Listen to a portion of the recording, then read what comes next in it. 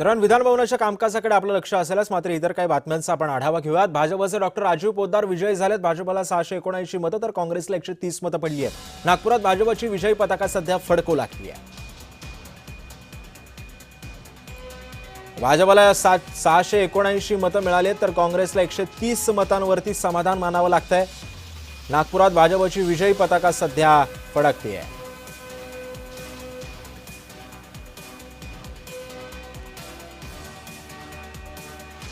सोबत भाजपचे विजयी उमेदवार डॉक्टर राजीव पोद्दार सर काय सांगाल? एकूणच 25-35 वर्ष जे आपण सतत जे आहे भाजपमध्ये प्रवास सुरू आहे, अशा प्रवासामध्ये आज काय पहिली प्रतिक्रिया आहे? विजयाची माळ आपल्या गळ्यात पडलेली आहे। निश्चितपणे एक सर्व कुटुंबातील लोकांना, सर्व कार्यकर्त्यांना, आमच्या संपूर्ण भारतीय जनता पार्टीच्या परिवाराला आनंद देणारा हा विजय आहे। आणि काँग्रेसचं नेतृत्व हे त्या ठिकाणी प्रभावहीन झालेलं आहे, कमकुवत झालेलं आहे, कमजोर झाला आहे।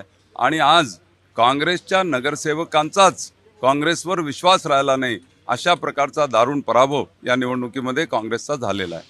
असं आहे की अनेक कामं आहे आणि आता मी महानगरपालिका आणि नगरपालिकेचा प्रतिनिधी आहे आणि त्यामुळे नगरपालिका क्षेत्रामध्ये, नगरपंचायत क्षेत्रामध्ये, महानगरपालिकेमध्ये आमच्या नगरसेवकांची कामं झाली पाहिजे।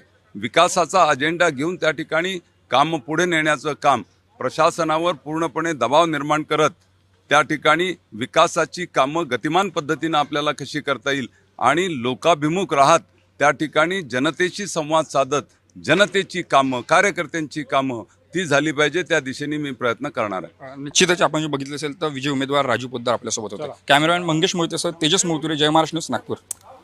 दरम्यान भाजपच्या प्रवीण पोटेंचा दणदणीत विजय